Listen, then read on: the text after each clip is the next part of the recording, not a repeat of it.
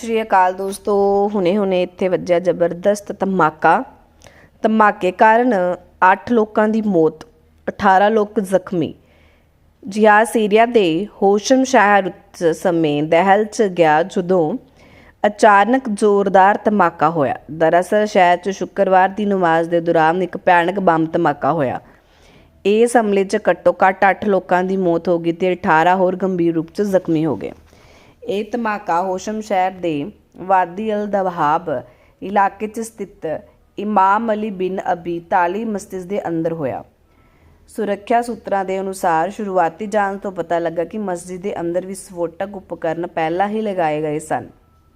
धमाका इन्ना जबरदस्त सी कि मस्जिद दीयां कंधां भी हिल गईयां ਅਤੇ अंदर चारे पासे धुआं फैल गया। घटना तो बाद इलाके च दहशत का माहौल है तो एंबूलेंसां की आवाज़ नाल पूरा इलाका गूंज उठा।